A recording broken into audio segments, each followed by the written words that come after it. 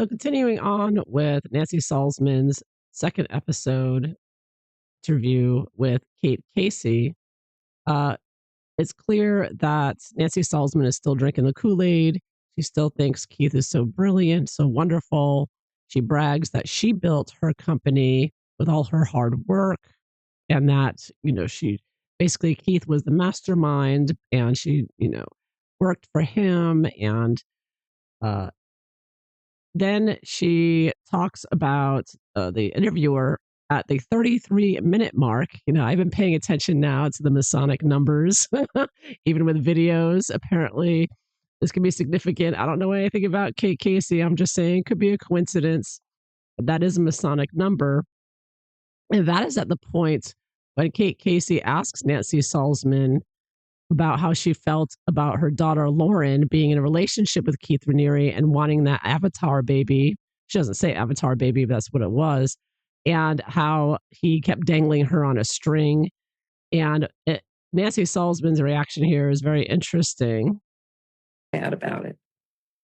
But then when you realize they were together, or she believed they were together in this relationship, and that it may end with, it may result in having a family, that he basically like kept her on a string and essentially was robbed of those years. How did you find that out?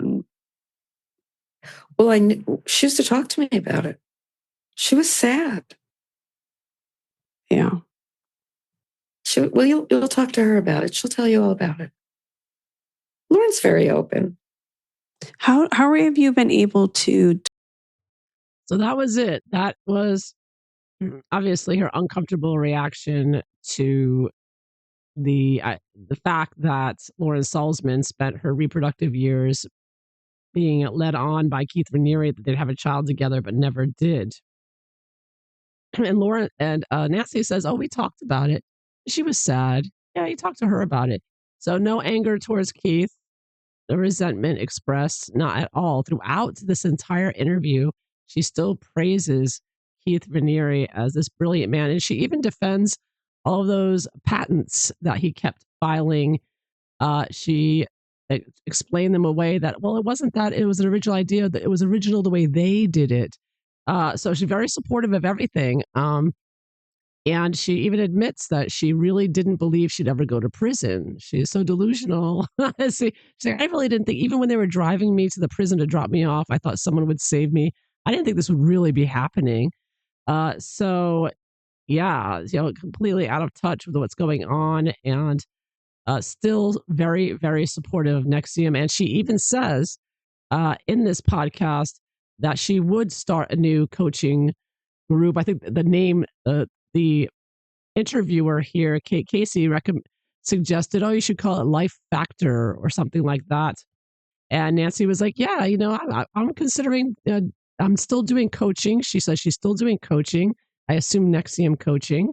And she's like, yeah, she may start her own company now and continue on the Nxivm tradition, is what she's saying, basically. She doesn't say continue the Nxivm tradition, but she says she's thinking of starting her own company like the one she ran with Keith Raniere. Talk through. Because she doesn't feel she did anything wrong. Everything was great and wonderful, and people loved it, she says. Nancy continues to say that she was siloed. She didn't know anything else going on with DOS or anything. However, she also takes responsibility for Jeunesse, and the Jeunesse training, as described by other Nxivm members like Mark Vicente, was very abusive towards women. It was very down on women. And now Allison Mack and her mother still promote it, but it was Jeunesse where they got the DOS slaves from. And it's, from understanding who people who took it, it was very much abusive towards women to, buckle up and toughen up and be more like men and stop being, and they would be punished with these harsh punishments. They would sleep on the floor, as well as other things. So now this part, Nancy continues her delusion of thinking Keith's a wonderful man, and she still does to this day. And she talks about her reaction to the movie The Vow and claims that this is where she found out what was happening. She had no idea beforehand. was like a godsend to me because she would bring me information. Like Mhm. if you, I have to watch it again. I only watched it once. It was hard for me to watch, and it was really painful, the whole thing.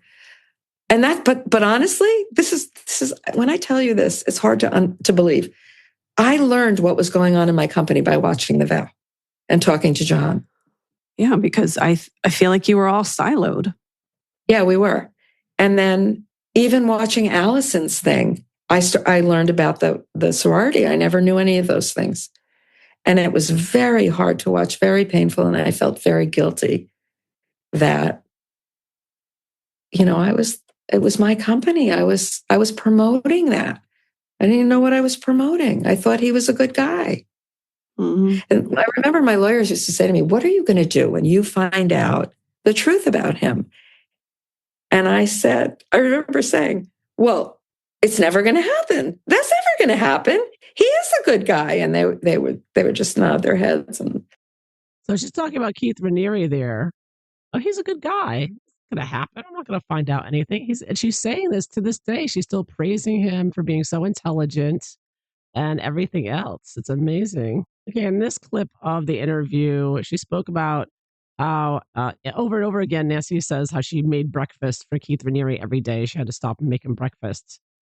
And then the interviewer, Casey, asked her, she said, "No, it seems like Keith Raniere was sleeping all day. He didn't really do much." And while Nancy's talking about how she worked herself to the bone every day, and Nancy even says here, she's like, "Well, smart people, they get other people to do the work for them."